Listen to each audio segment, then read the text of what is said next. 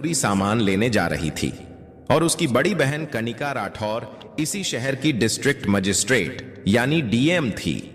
उसकी मां के चेहरे पर खुशी और गर्व दोनों साफ दिख रहे थे, क्योंकि उसकी मां शांति देवी ने अकेले ही अपनी दोनों बेटियों को पाल पोस कर इस लायक बनाया था और उसकी बड़ी बेटी कनिका राठौर को काम की वजह से घर आने का वक्त कम ही मिलता था। जैसे ही उनकी स्कूटी शहर के बाहरी इलाके की तरफ मुड़ी, आगे सड़क पर एक पुलिस बैरियर लगा हुआ था। जीप के बोनट पर पैर फैलाए मूंछों पर ताव देता इंस्पेक्टर रमाकांत सिंधे बैठा था और रोड पर दो हवलदार सुरेश और रमेश लाठियां पटकते हुए आने जाने वालों का चालान काट रहे थे और उनसे जबरदस्ती पैसे वसूल कर रहे थे। उसी वक्त दूर से अंजना राठौर अपनी पुरानी स्कूटी पर अपनी मां शांति देवी को लेकर आ रही थी।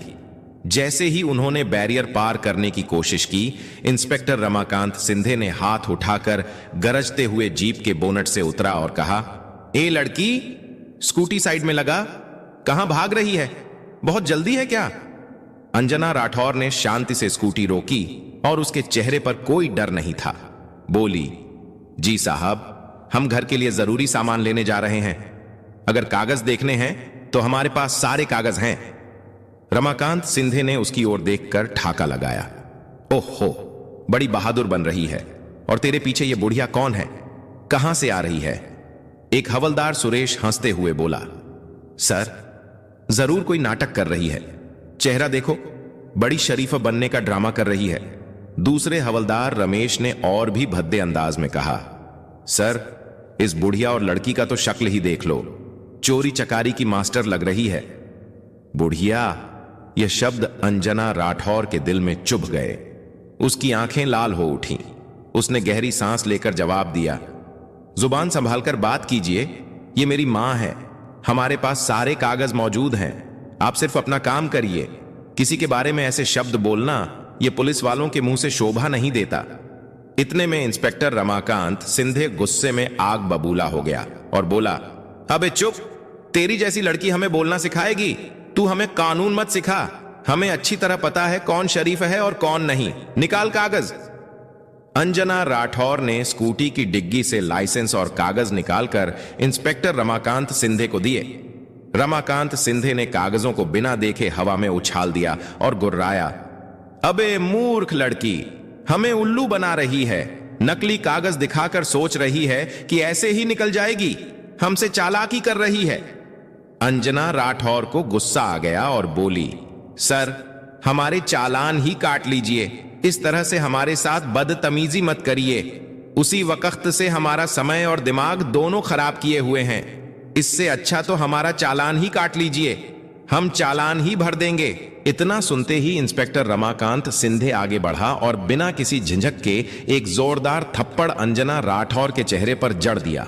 उसकी आवाज इतनी तेज थी कि पूरी सड़क पर सन्नाटा छा गया। अंजना राठौर का सिर झटक गया, आंखों में आंसू तैर गए। एक आर्मी ऑफिसर जिसने सीमा पर दुश्मनों की गोलियों का सामना किया था, आज अपने ही शहर में वर्दी पहने गुंडों के हाथों अपमानित हो रही थी। उसकी मां शांति देवी चीख पड़ी और आगे बढ़कर बोली, अरे मेरी बच्ची को क्यों मारा तुमने? अरे भगवान से तो डरो।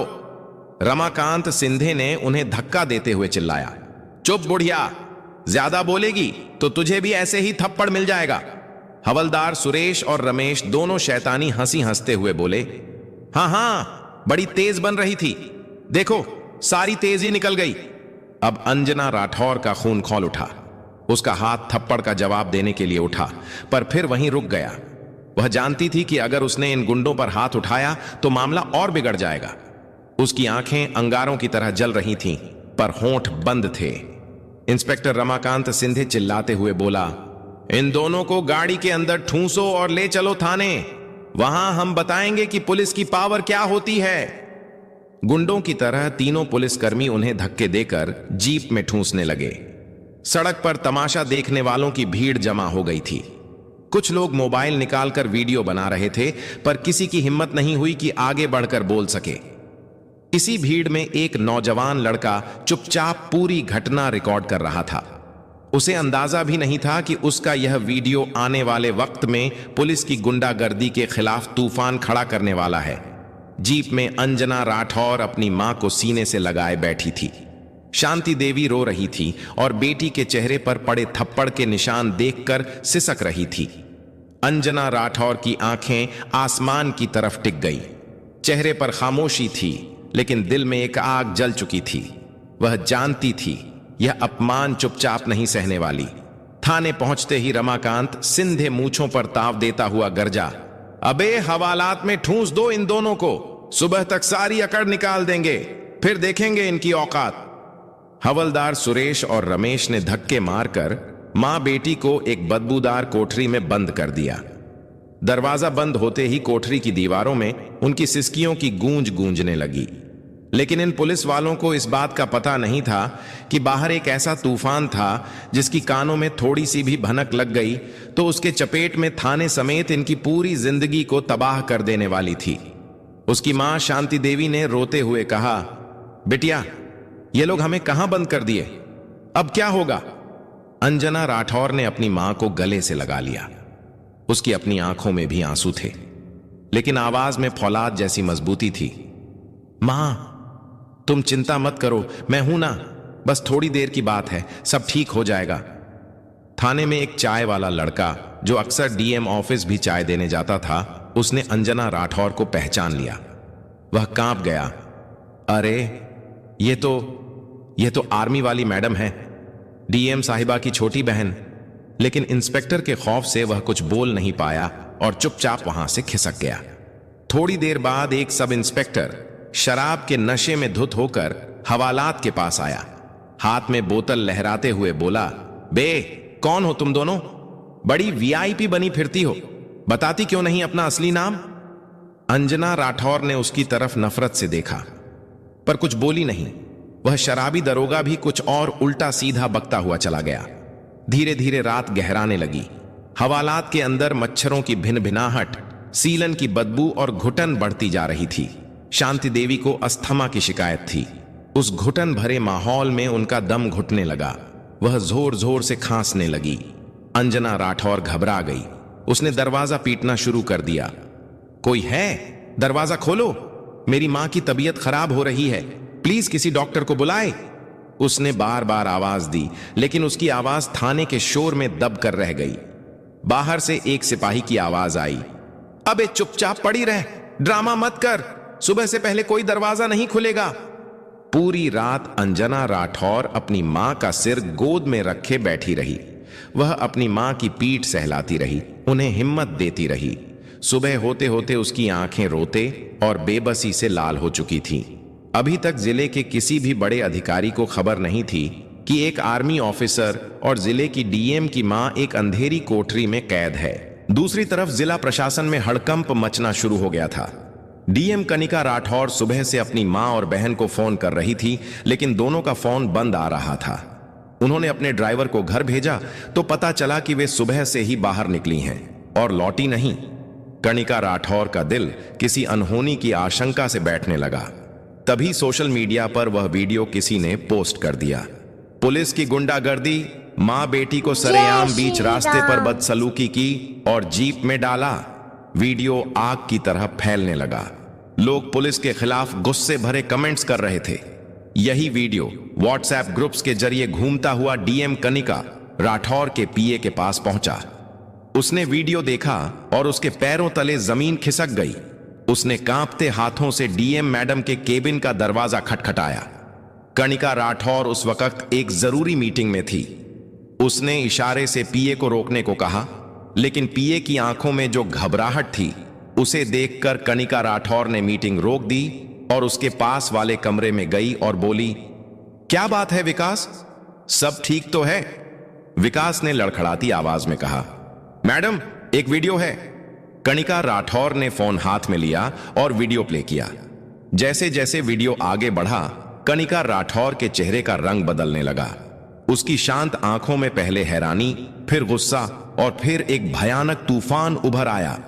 जब उसने इंस्पेक्टर रमाकांत सिंधे को अपनी फौजी बहन अंजना राठौर के गाल पर थप्पड़ मारते देखा तो उसके हाथ कांपने लगे। फोन उसके हाथ से छूटते छूटते बचा। उसकी मां, उसकी प्यारी मां, जिसे उसने कभी ऊंची आवाज में बात तक नहीं की थी, सड़क पर गिड़गिड़ा रही थी। और उसकी छोटी बहन, उसकी लाडली अंजना राठौर, जो देश की शान थी, आज सड़क पर बेबस खड़ी थी। कणिका राठौर की आंखों में आंसू भर आए, लेकिन उसने फौरन खुद को संभाला। वह एक डीएम थी। उसे इस वक्त भावनाओं में बहने का कोई हक नहीं था। उसके अंदर की बेटी और बहन तड़प रही थी, लेकिन उसके अंदर का अफसर जाग चुका था। उसने अपने दांत भींचे, उसकी सांसें तेज हो गई थीं। उसने मीटिंग में मौजूद अफसरों से कहा, यह मीटिंग यहीं खत्म होती है, आप सब जा सकते हैं। सबके जाने के बाद उसने अपने पीए से कहा, विकास, पता लगाओ यह किस थाने का मामला है और मेरी मां और बहन इस वक्त कहां हैं। मुझे हर 1 मिनट की रिपोर्ट चाहिए। उसकी आवाज में जो ठंडक और गुस्सा था, उसे सुनकर पीए की रूह कांप गई। वह समझ गया था कि आज शहर में एक ऐसा तूफान आने वाला है जो कई लोगों की वर्दियां और कुर्सियां उड़ा कर ले जाएगा। कणिका राठौर कुर्सी पर बैठ गई और सोचने लगी, मेरी मां, जिसने हमें पालने के लिए अपनी पूरी जिंदगी लगा दी, और मेरी बहन, जो देश के लिए जान हथेली पर लेकर घूमती है, उनके साथ यह सुलूक। आज इस शहर की डीएम होने का असली मतलब मैं इन वर्दी वाले गुंडों को बताऊंगी। आज इंसाफ होगा, और ऐसा होगा कि उनकी आने वाली नस्लें भी याद रखेंगी। थाने के भीतर रात किसी भयानक सपने की तरह गुजरी थी। सुबह की पहली किरण जब हवालात की छोटी सी जाली से छनकर अंदर आई, तो वह अपने साथ कोई उम्मीद नहीं, बल्कि और ज्यादा बेबसी लेकर आई थी। शांति देवी की हालत अब और बिगड़ चुकी थी।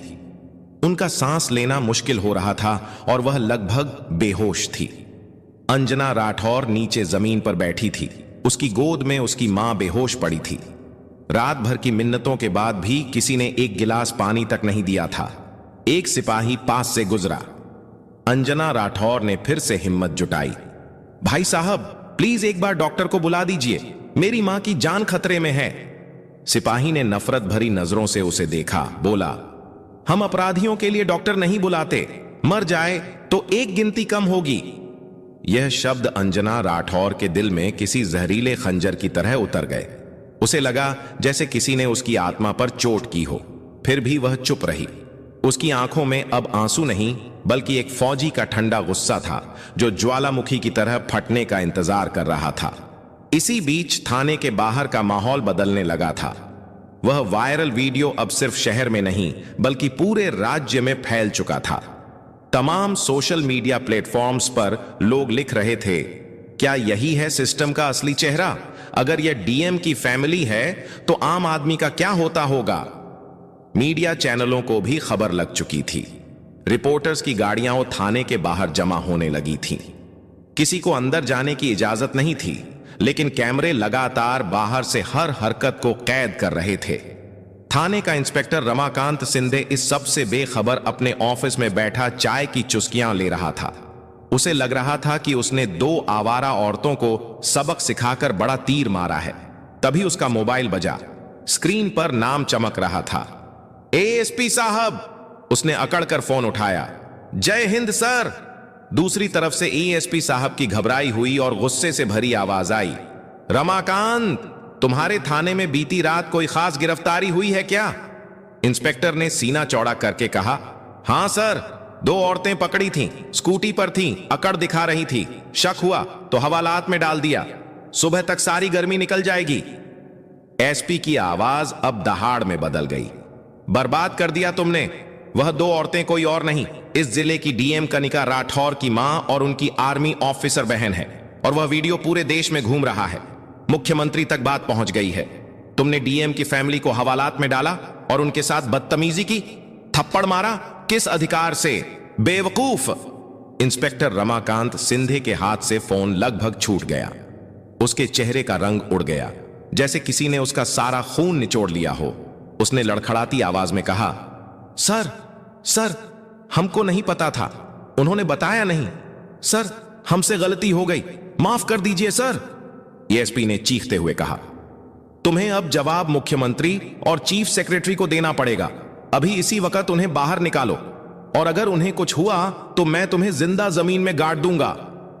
फोन कट चुका था। इंस्पेक्टर रमाकांत सिंधे की दुनिया घूम गई थी। वह पागलों की तरह अपनी कुर्सी से उठा और हवालात की तरफ भागा। चाबी लाओ, जल्दी खोलो दरवाजा। सिपाही दौड़ा दौड़ा चाबी लेकर आया। दरवाजा खोला गया। अंदर का मंजर देखकर इंस्पेक्टर की आत्मा कांप गई। अंजना राठौर नीचे जमीन पर बैठी थी। उसकी गोद में उसकी मां बेहोश पड़ी थी। इंस्पेक्टर दौड़ते हुए अंदर गया और हाथ जोड़कर गिड़गिड़ाने लगा, मैडम मैडम, हमको माफ कर दीजिए, हमें सच में नहीं पता था कि आप कौन हैं, आपने बताया क्यों नहीं?